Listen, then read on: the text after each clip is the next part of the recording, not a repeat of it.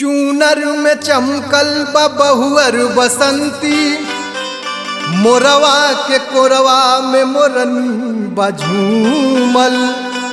रस भर के पुरुआ हवा अवधियाई गई, त कैलाश पर शिव का तब ध्यान टूटल।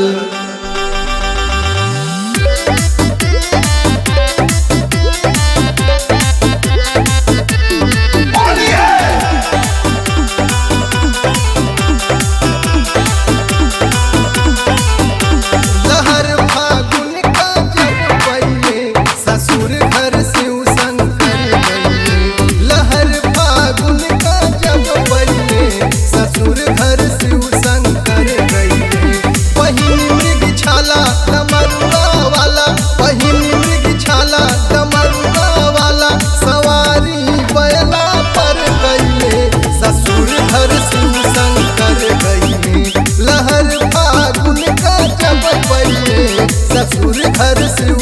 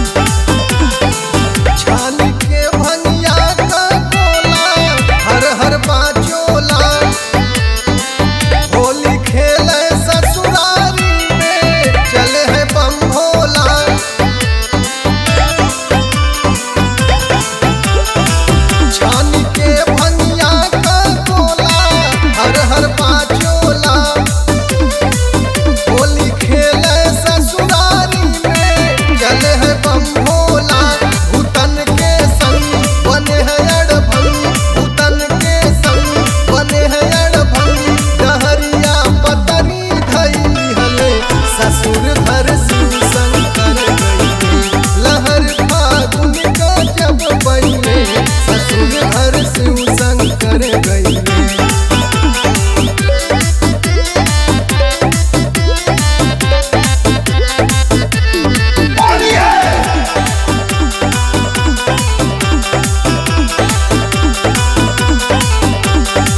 पहुँचे जे वही त्रिपुरारी, सब देख नर नारी।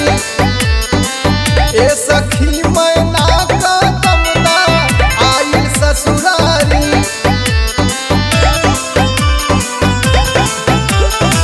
पहुँचे जे वही त्रिपुरारी, सब देख नर नारी।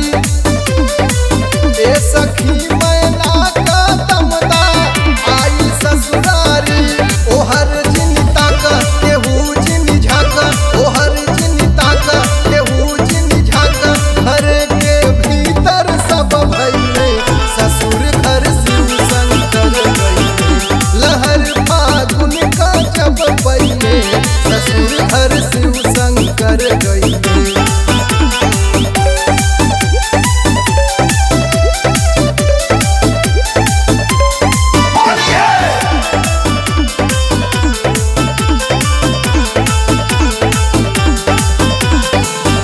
गौरा बाहर तू आवा, रंगवा डलवावा।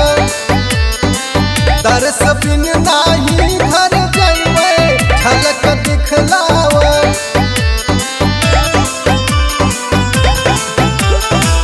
ए गौरा बाहर तू आवा, रंगवा डलवावा। तरस बिन नाही घर जइबे, झलक दिखलावा। छटायति सोहै सभी का मन मोहै, छटायति सोहै सभी का मन मोहै। चरनिया कृष्ण लाल धैले ससुर घर शिव शंकर गइले। लहर फागुन का जब पहिले